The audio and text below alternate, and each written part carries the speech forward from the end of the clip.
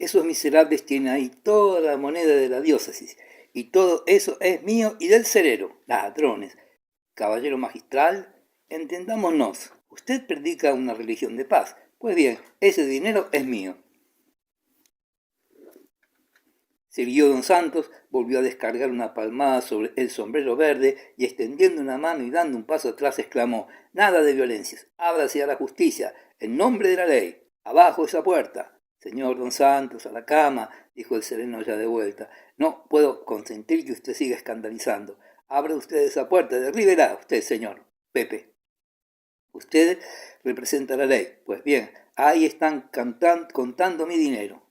Ea, don Santos, basta de desatinos. Y le tomó por un brazo para llevárselo por fuerza. Porque soy pobre, ingrato, dijo Barinaga, cayendo en profundo desaliento. Se dejó arrastrar. El magistral, desde su balcón escondido en la oscuridad, lo siguió con la mirada, sin adelantar, olvidado del mundo entero, menos de aquel don Santos Barinaga, que le había estado arrojando todo al rostro, desde el charco de su embriaguez lastimosa. Don Fermín estaba como aterrado, pendiente el alma de los vaivenes de aquel borracho, de las palabras que más eructaba que decía. ¿Podía una copa de coñac, una comida algo fuerte, un poco de burdeos, producir aquella irritación en la conciencia, en el cerebro o donde fuera?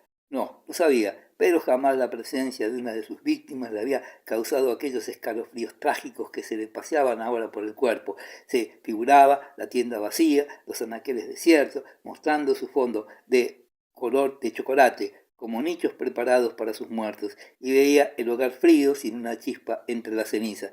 ¿Quién pudiera enviarla a aquel pobre viejo la taza de té porque suspiraba en su extravío, o caldo caliente, o algo que de lo que sirve a los enfermos y a los ancianos en sus desfallecimientos?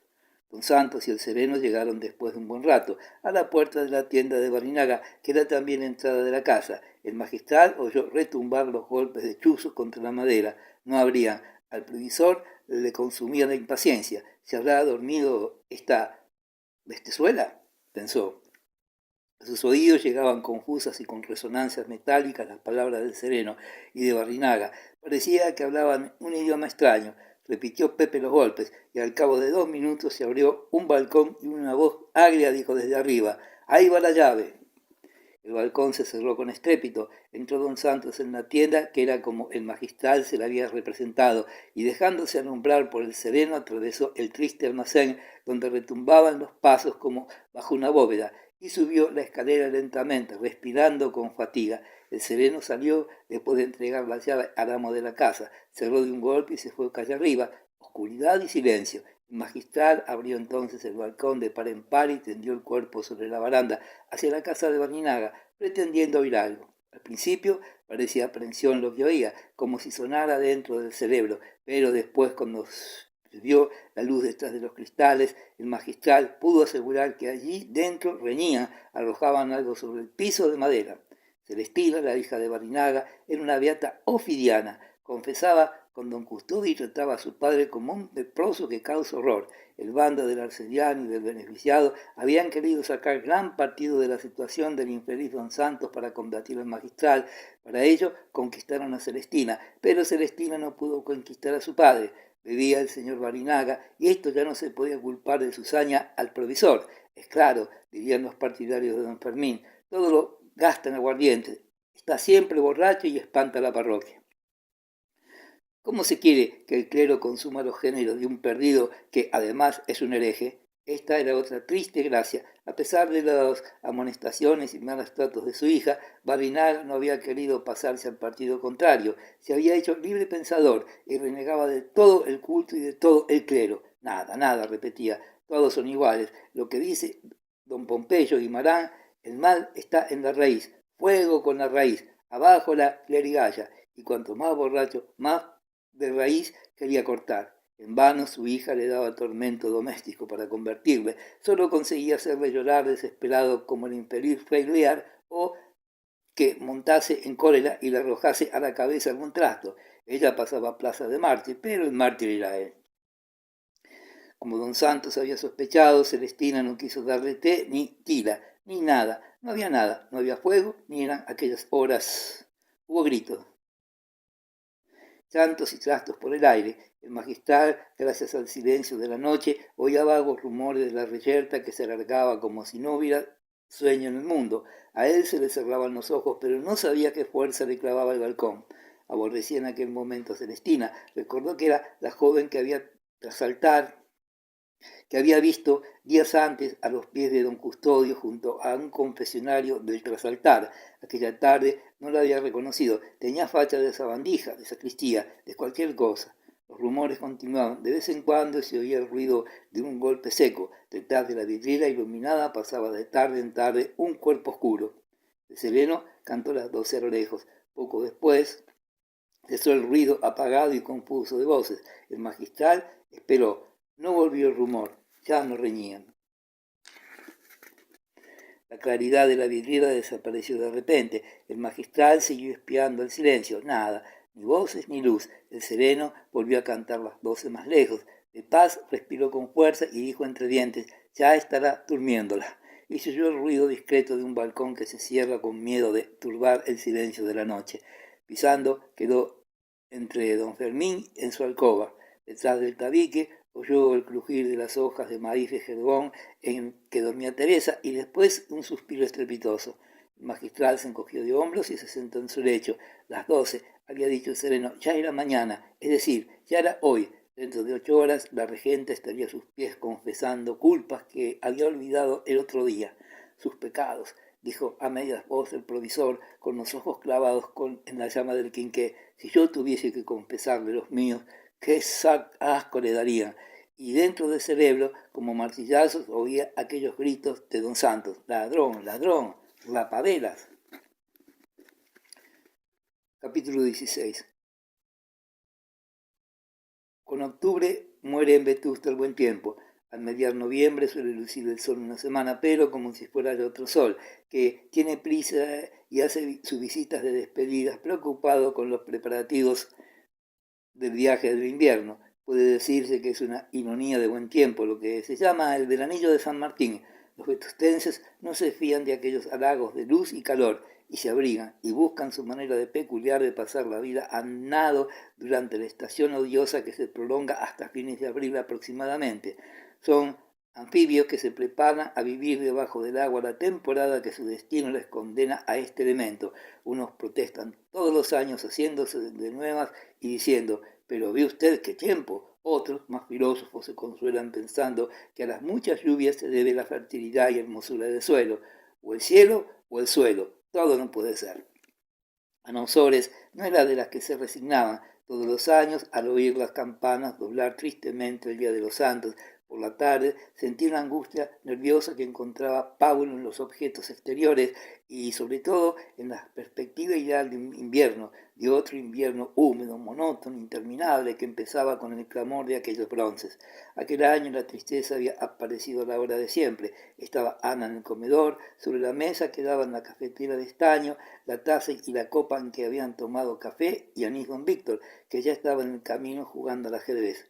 Sobre el platillo de la taza yacía medio puro apagado, cuya ceniza formaba repugnante amasijo impregnado de café frío derramado. Todo esto miraba la regenta con pena, como si fuesen ruinas del mundo. La insignificancia de aquellos objetos que contemplaba le partía el alma. Se le figuraba que eran símbolos del universo, que era así ceniza, frialdad, un cigarro abandonado a la mitad por el hastío del fumador. Además, pensaba en el marido incapaz de fumar un puro entero y de querer por entero a una mujer. Ella era también como aquel cigarro, una cosa que no había servido para uno y que ya no podía servir para otro. Todas estas locuras las pensaba sin querer, con mucha formalidad.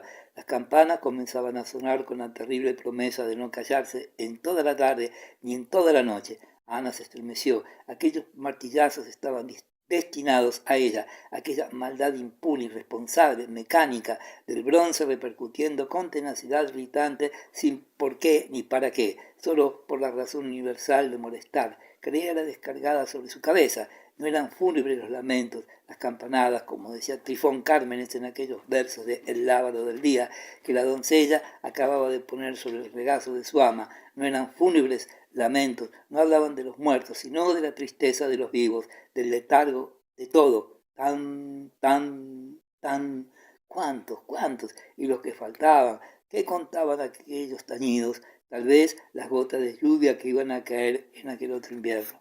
La regenta quiso distraerse, olvidar el ruido inexorable y miró el lábaro. Venía con orla de luta. El primer fondo que, sin saber lo que hacía, comenzó a leer, hablaba de la brevedad de la existencia y de los acendrados sentimientos católicos de la redacción. ¿Qué eran los placeres de este mundo? ¿Qué es la gloria, la riqueza, el amor? En opinión del articulista, nada, palabras. Como había dicho Shakespeare, solo la virtud era cosa sólida. En este mundo no había que buscar la felicidad. La tierra no era el centro de las almas decididamente, por todo lo cual lo más acertado era morirse. Y así el redactor, que había comenzado lamentando los solos que se quedaban los muertos, concluía por envidiar su buena suerte. Ellos sabían lo que había más allá, ya habían resuelto el gran problema de Hamlet, to be o non to be, que era el de más allá, el gran problema de Hamlet.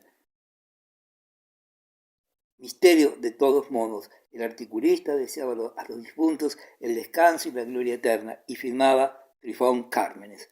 Todas aquellas necedades ensartadas en lugares comunes, aquella retórica fiambre, sin pizca de sinceridad, aumentó la tristeza de la regenta.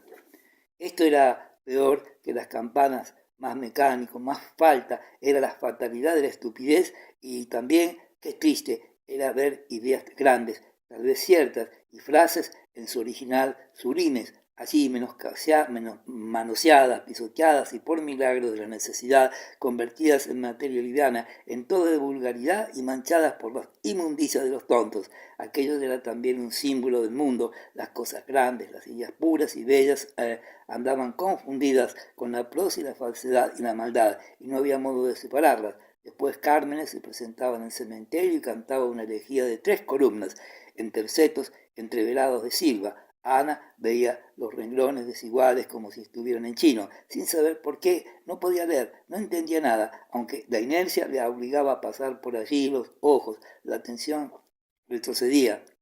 Y 3 veces leyó los 5 primeros versos, sin saber lo que querían decir, y de repente recordó que ella también había escrito versos, y pensó que podían ser muy malos también. Sí, habría sido ella una trifona, probablemente, y qué desconsolador era tener que echar sobre sí misma el desdén que merecía todo. Y con qué entusiasmo había escrito muchas de aquellas poesías religiosas, místicas, que ahora le parecían amaneradas, rapsodias serviles de Fray Luis de León y San Juan de la Cruz. Y lo peor no era que los versos fueran malos, insignificantes, vulgares, vacíos, y los sentimientos que los habían inspirado, aquella piedad lírica, había valido algo, no mucho, cuando ahora, a pesar de los esfuerzos que hacía para volver a sentir una reacción de religiosidad, si en el fondo no sería ella más que una literata vergonzante, a pesar de no escribir ya versos ni prosa. Sí, le había quedado el espíritu falso, torcido de la poetisa, que por algo el buen sentido vulgar desprecia. Como otras veces, Ana fue tan lejos en este vejamen de sí misma que la exageración la obligó a retroceder y no paró hasta echar la culpa de todos los males a Vetusta, a sus tías, a don Víctor, a Frígilis, y concluyó por tenerse aquella lástima tierna y profunda que la hacía tan indulgente a ratos por los propios defectos y culpas. Se asomó al balcón, por la plaza pasaba todo el vecindario de la Encimada camino del cementerio, que estaba hacia el oeste. Más allá del espolón, sobre un cerro, llevaban los vetustenses los trajes de cristianar, criadas, nodrizas, soldados y enjambres de chicos. Eran la mayoría los transeúntes, hablaban a gritos, gesticulaban alegres, de fijo no pensaban en los muertos. Niños y mujeres del pueblo pasaban también cargados de coronas fúnebres baratas, de cirios flacos y otros adornos de sepultura. De vez en cuando, un lacayo de librea, un mozo de cordera atravesaba la plaza, abrumado por el peso del colosal corona de siempre vivas, de blandones como columnas y catafalcos portátiles. Era el luto oficial de los ricos que, sin ánimo y tiempo para visitar a sus muertos, les mandaban aquella especie de bálsamo. Las personas decentes no llegaban al cementerio. Las señoritas emperifolladas no tenían valor para entrar allí y se quedaban en el espolón paseando, luciendo los trapos y dejándose ver, como los demás días del año. Tampoco se acordaban de los difuntos, pero lo disimulaban. Los trajes eran oscuros, las conversaciones menos estrepitosos que de costumbre, el gesto algo más descompuesto. Se paseaba en el espolón como se está en una visita de duelo, en los momentos en que no está delante ningún pariente cercano del difunto. Reinaba una especie de discreta alegría contenida. Si en algo se pensaba, alusivo a la solemnidad del día, en la ventaja positiva de no contarse entre los muertos. Al más filósofo vetustense se le ocurría que no somos nada, que muchos de sus conciudadanos que se paseaban tan tranquilos estarían al año que viene con nosotros, cualquiera menos él. Ana, que aquella tarde aborrecía más que otros días a los vetustenses, aquellas costumbres tradicionales, respetadas sin conciencia de lo que se hacía, sin fe ni entusiasmo, repetidas con mecánica igualdad, como el rítmico volver de las frases a los gestos de un loco, aquella tristeza, ambiente que no tenía grandeza, que no se refería a la suerte incierta de los muertos, sino al aburrimiento seguro de los vivos. Se lo ponían a la regenta sobre el corazón y hasta creía sentir la atmósfera cargada de hastío, de un hastío sin remedio, eterno. Si ella contara lo que sentía a cualquier vetustense, la llamaría romántica. A su marido no había que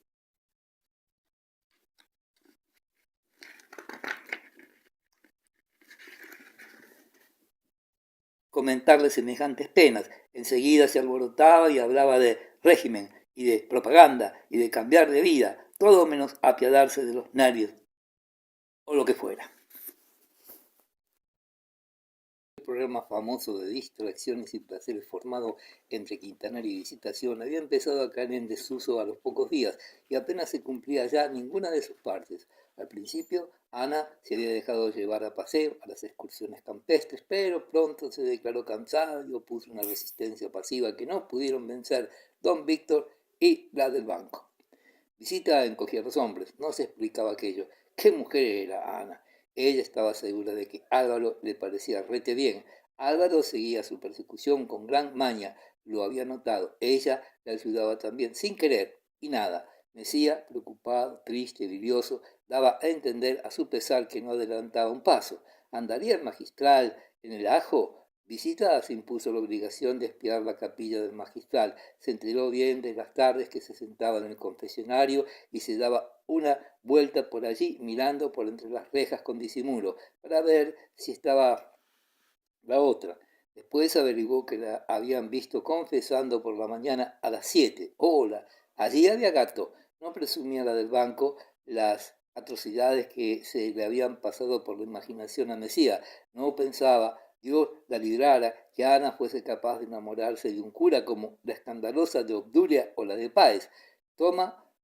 Tonta y maniática, que despreciaba las buenas proporciones y cuando chica comía tierra. Ana era también romántica. Todo lo que no era parecer a ella lo llamaba visita romanticismo, pero de otro modo. No había que temer, sobre todo tan pronto, una pasión sacrílega, pero lo que ella temía era que el provisor, por hacer guerra al otro, las razones de pura moralidad no se le ocurrían a las del banco, empleara su grandísimo talento en convertir a la regente y hacerla beata. ¡Qué horror! Era preciso evitarlo. Ella, Visita, no quería renunciar al placer de ver a su amiga caer donde ella había caído, por lo menos verla padecer en la tentación. Nunca se le había ocurrido que aquel espectáculo era fuente de placeres secretos, intensos, vivos como pasión fuerte, pero ya que los había descubierto, quería gozar aquellos extraños sabores picantes de la nueva golosina. Cuando observaba a Mesías en acecho, cazando, preparando las redes, por lo menos en el coto de Quintanar, Visitación sentía la garganta apretada, la boca seca, candelillas en los ojos, fuego en las mejillas, asperezas en los labios. Él diga lo que quiera, pero está chiflado, pensaba con un secreto dolor que tenía en el fondo una voluptuosidad como la que produce una esencia muy fuerte, aquellos pinchazos que sentía en el orgullo y en algo más guardado, más de las entrañas, los necesitaba ya como el vicio que le mata, que le lastima al gozarlo. Era el único placer intenso que Visitación se permitía en aquella vida tan gastada, tan vulgar de emociones repetidas. El dulce no le empalagaba, pero ya le había sabía poco a dulce. Aquella nueva pasioncilla era cosa más vehemente. Quería ver a la regente al impecable en brazos de don Álvaro y también le gustaba ver a don Álvaro humillado. Ahora, más que deseara su victoria, no por él, sino por la caída de la otra. Inventó muchos medios para hacerles verse y hablarse sin que ellos lo buscasen, al menos sin que lo buscase Ana. Paco, sin la mala intención de visita, le ayudaba mucho en tal empresa, aunque en la primera ocasión oportuna don Álvaro se había hecho ofrecer por él mismo quintanar al caserón de los Osores y ya había aventurado algunas visitas. Comprendió que por entonces no debía ser aquel el teatro de sus tentativas, y donde se insinuaba era en el espolón, con miradas y otros artificios de poco resultado, o en casa de Vegallana y en las excursiones al vivero con más audacia, aunque no mucha, pero con escasa fortuna. Ana ponía todas las fuerzas de su voluntad en demostrar a don Álvaro que no le temía, le esperaba siempre, desafiaba sus malas artes, su jactancia, le daba a entender que le tenía por inofensivo. Las excursiones al vivero le habían repetido con frecuencia durante todo octubre. Ana veía a Edelmira y a Obdulia, que se había declarado maestra de la niña colorada y fuerte, correr como locas por el bosque de robles seculares, perseguidas por Paco de Gallana, Joaquín Orgaz y otros íntimos. Veía arrojarse las intrépidas al pozo que estaba cegado y embutido con hierba seca, y en estas y otras escenas de bucólica picante, llenas de alegría, misteriosos gritos, sospechas, sustos, saltos, roces y contactos, no había encontrado más que una tentación grosera, fuerte al acercarse a ella, al tocarla, pero repugnante de lejos. Vista sangre fría, don Álvaro había notado nada más ridículo en Vetusta que el romanticismo, y se llamaba romántico todo lo que no fuese vulgar, pedestre, prosaico, callejero. Visita era el papa de aquel dogma antirromántico, mirar a la luna medio minuto seguido en el romanticismo puro, contemplar en silencio la puesta del sol, idem, respirar con delicia el ambiente embalsamado del campo a la hora de la brisa, idem, decir algo de las estrellas, idem, encontrar expresión amorosa en las miradas sin necesidad de ponerse al habla, idem, tener lástima de los chicos pobres, idem, comer poco. Esto era el colmo del romanticismo. La de Páez no come garbanzos, decía Visita, porque eso no es romántico.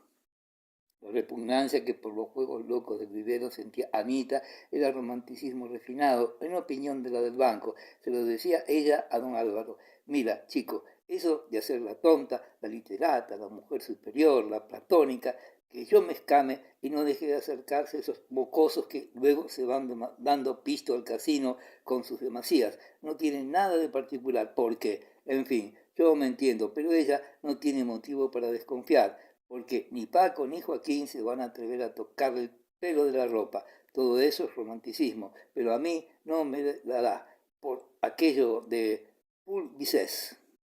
En eso confiaba Mesía en el Pulvisés de Visita, pero se impacientaba ante aquel romanticismo de la regenta. Él creía firmemente que no había más amor que uno, el material, el de los sentidos, que a él había de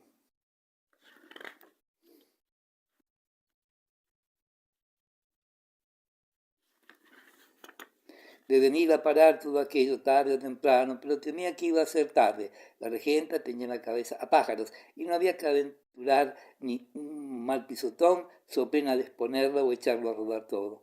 Además, pensaba don Álvaro, el día que yo me atreva por tener ya preparado el terreno a intentar un ataque franco, personal, era la palabra técnica en su arte de conquistador, no ha de ser en el campo, aunque parece que es el lugar más a propósito. He notado que esta mujer enfrente de la naturaleza, de la bóveda estrellada, de los montes lejanos, al aire libre en suma, se ponía seria como un colchón, calla y se sublimiza allá a sus horas. Está hermosísima así, pero no hay que tocar en ella más de una vez. En medio del bosque del vivero, a solas con Ana, don Álvaro se había sentido en ridículo. Se le había figurado que aquella señora, a quien estaba seguro de gustar en el salón del marqués, allí le despreciaba. Veía la mirar de hito en hito, levantar después los ojos a las copas de los añosos robles y se había dicho: esta mujer me está midiendo, me está comparando con los árboles y me encuentra pequeño, ya lo creo.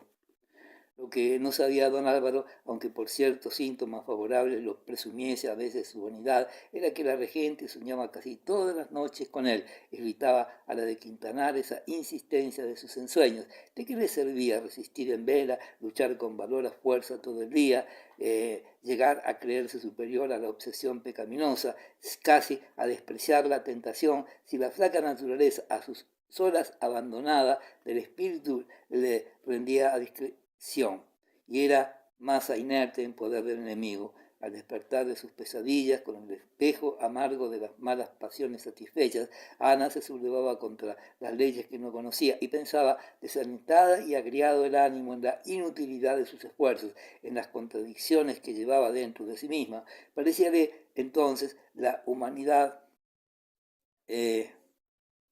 compuesto casual que se servía del juguete a una divinidad oculta, burlona como un diablo. Pronto volvía la fe, que se afanaba en conservar y hasta fortificar, con el terror de quedarse a oscuras y abandonada si la perdía. Volvía a desmoronar aquella torrecilla del orgullo, racionalismo, retoño impuro que renacía 1000 veces en aquel espíritu educado, lejos de una saludable disciplina religiosa. Se humillaba Ana a los designios de Dios, pero no por eso desaparecía el disgusto de sí misma, ni el valor para seguir la lucha se recobraba. Contribuían estos desfallecimientos nocturnos a contener los progresos de la piedad que el magistral procuraba despertar con imprudencia, temeroso de perder en un día todo el terreno adelantado si daba un mal paso. Ni en la mañana en que la regenta reconcilió con don Fermín antes de comulgar, ni 8 días más tarde cuando volvió a confesionario, ni en las demás conferencias matutinas en que declaró al padre espiritual dudas, temores, escrúpulos, tristezas, dijo Ana aquello que al determinarse a rectificar su confesión general se había propuesto decir. No habló de la gran tentación que le empujaba al adulterio, así se llamaba. Mucho tiempo hacía. Buscó subterfugios para no confesar aquello, se engañó a sí misma, y el magistral solo supo que Ana vivía de hecho separada de su marido, ad thorum, por lo que toca al tálamo, no por reyerta, ni causa alguna vergonzosa, sino por falta de iniciativa en el esposo y de amor en ella. Sí, eso lo confesó Ana. Ella no amaba a don Víctor como una mujer debe amar al hombre que escogió o le escogieron por compañero. Otra cosa había. Ella sentía más y más cada vez gritos formidables de la naturaleza que la arrastraban o no sabía qué abismos oscuros donde no quería caer. Sentía tristezas profundas, caprichosas, ternura sin objeto conocido, ansiedades inefables, sequedades del ánimo, ternuras sin objeto conocido, repentinas, agrias y espinosas, y todo ello la volvía loca. Tenía miedo, no sabía a qué, y buscaba el amparo de la religión para luchar con los peligros de aquel estado. Esto fue todo lo que pudo saber el magistral sobre el particular, nada de acusaciones concretas. Él tampoco se atrevió a preguntar a la regenta lo que, tratándose de otra, hubiera sido necesariamente parte de su hábil interrogatorio. Aunque la curiosidad le quemaba las entrañas, aguantaba la convención y se contentaba con sus conjeturas. Lo principal, lo primero, no era querer saber a la fuerza más de lo que ella espontáneamente quería decir. Lo principal, lo primero, era mostrarse discreto, desapasionado, superior a los defectos vulgares de la humanidad. En estas primeras conferencias se decía al magistral, no se trata aún de estudiarla bien a ella, sino de hacerme agradable, de imponerme por la grandeza del alma. Debo hacerla mía por obra del espíritu y después ella hablará y sabré lo del vivero, que me parece que no fue nada entre dos platos. De lo que había pasado en la excursión del día de San Francisco de Asís y en otras sucesivas procuró de paz enterarse en las conversaciones que tuvo con su amiga de la iglesia dentro del cajón sagrado. No había modo decoroso de preguntar ciertas menudencias a una mujer como Anita. La regenta agradecía al magistral su prudencia, su discreción, veía con placer que más se aplicaba el bendito varón a prepararle una vida virtuosa mediante la consabida higiene espiritual que a escuadriñar lo pasado y las turbaciones presentes con preguntas de microscopio, como él las había llamado hablando de estas cosas. Lo principal era no violentar el espíritu indisciplinado de la regenta. Había que hacerla subir la cuesta de la penitencia sin que ella lo notara.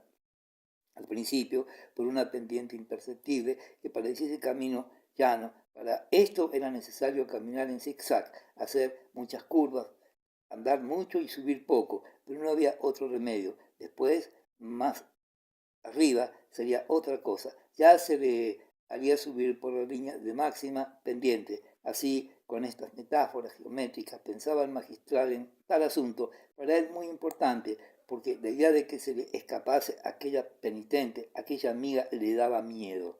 Una mañana ella le habló por fin de sus ensueños, cada palabra iba cubierta con un velo. Pocas bastaron al magistral para comprenderla. La interrumpió, logró la molestia de buscar las pocas frases cultas con que cuenta nuestro rico idioma para expresar materias escabrosas, y aquel día pudo ser, merced a esto, la conferencia tan ideal y delicada en la forma como todas las anteriores, pero él entró en el coro menos tranquilo que solía, arrellanado en su sitial del coro alto, manoseando los relieves rúbricos de los brazos de su silla de paz, mientras los colegiales ponían el grito en el cielo, comentaba como si rumiara las revelaciones de la regenta. Soñaba la fortaleza de la vigilia se desvanecía por la noche, y sin que ella pudiese remediarlo, la mortificaban visiones y sensaciones inoportunas que a tener responsabilidad de ella sería un pecado cierto.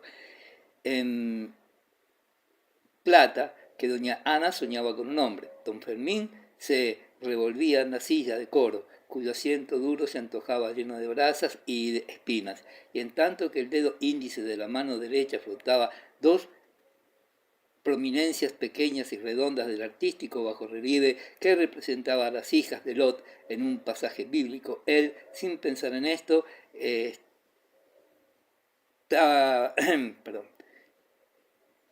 estaba claro, procuraba arrancar a las tinieblas de su ignorancia el secreto que tanto le importaba. ¿Con quién soñaba la regenta? Era persona determinada, y poniéndose colorado como una amapola en la penumbra de su asiento, que estaba en un rincón del coro alto, pensaba, ¿seré yo? Entonces le zumbaban los oídos y ya no oía las voces graves del chantre y de los salmistas, ni el rum rum del hebdomedario que allá abajo gruñía recitando de mala gana los latines de prima.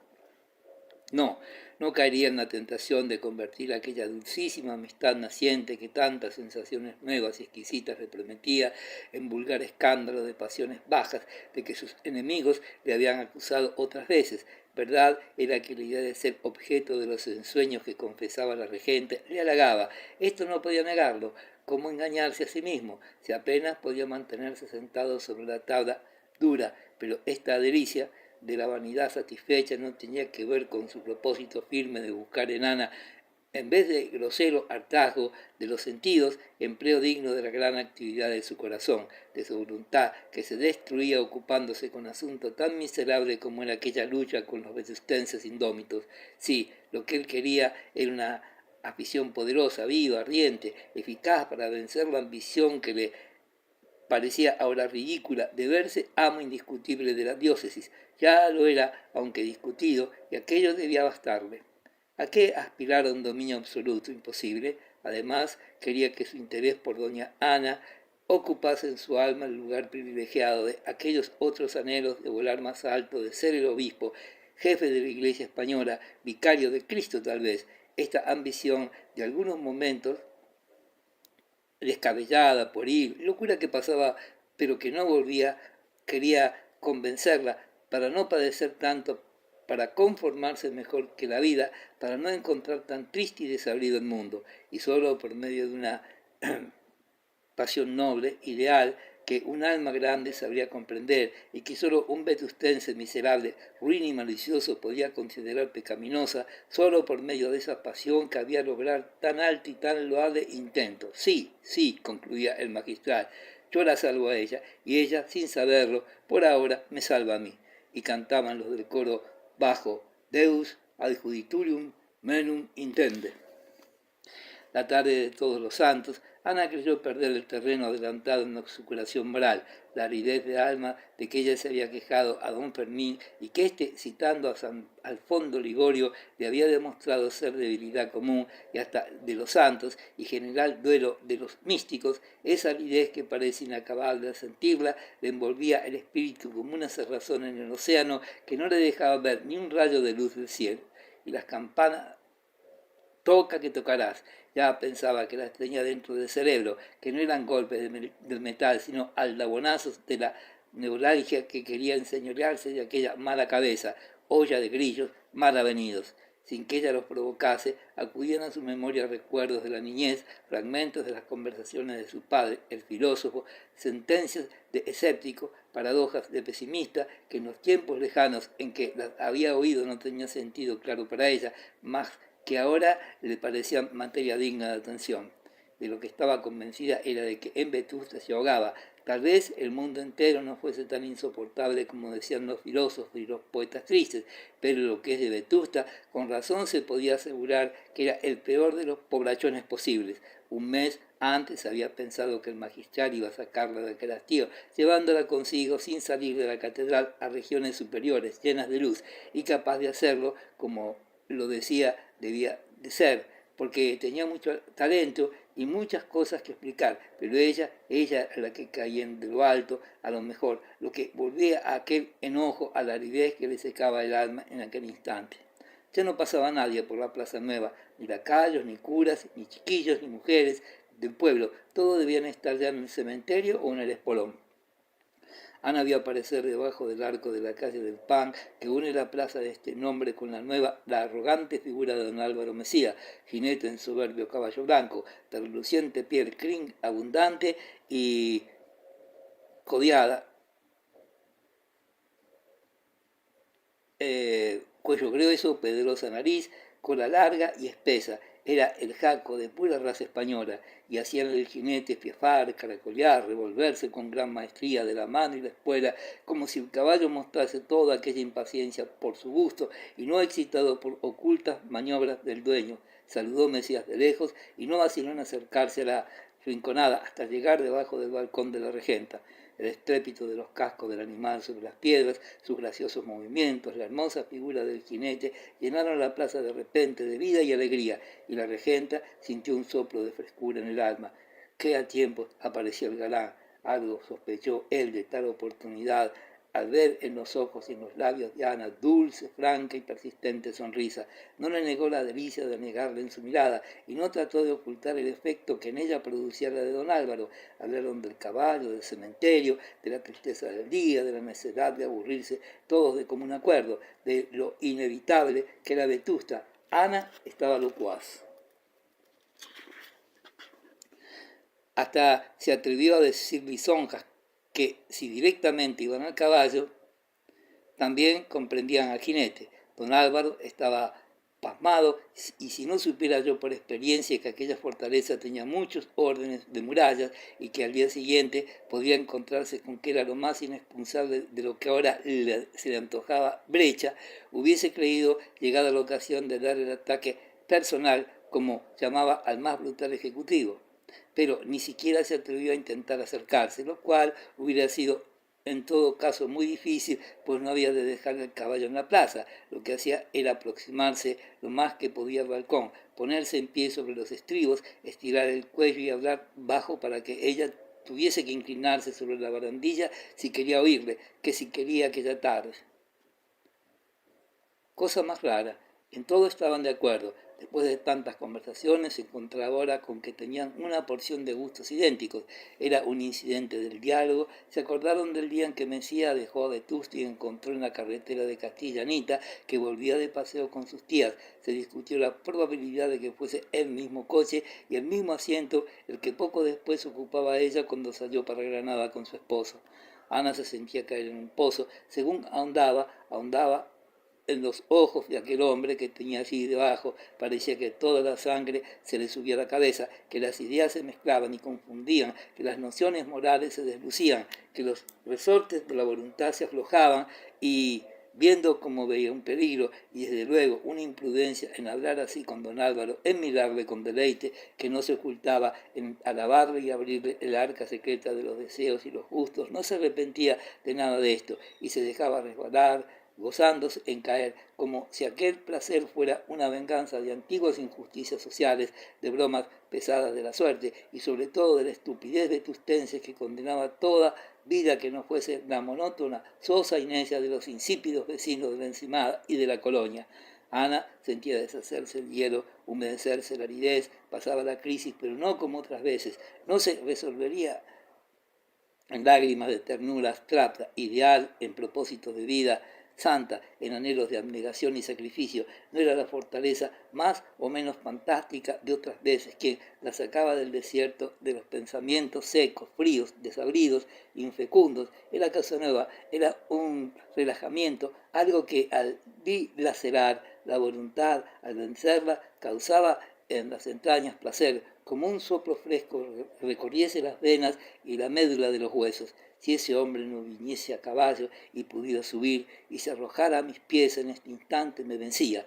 Pensaba esto y casi lo decía con los ojos. Se le secaba la boca y pasaba la lengua por los labios, y como si al caballo le hiciese cosquillas aquel gesto de la señora del balcón, saltaba y azoraba las piedras con el hierro, mientras las miradas del jinete eran cohetes que se encaramaban en la barandilla en que descansaba el pecho fuerte y bien torneado de la regente. Mamita. Callaron. Después de haber dicho tantas cosas, no se había hablado palabra de amor. Es claro, si ni don Álvaro se había permitido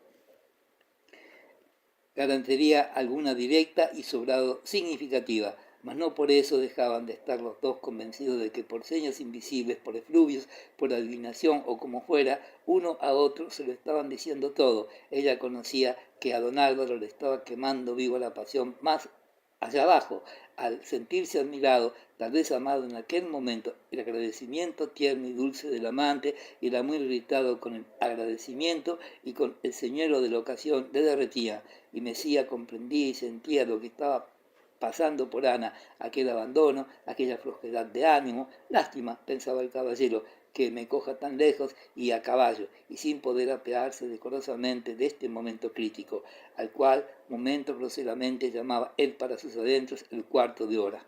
No había tal cuarto de hora, o por lo menos no era aquel cuarto de la hora al que aludía el materialista elegante.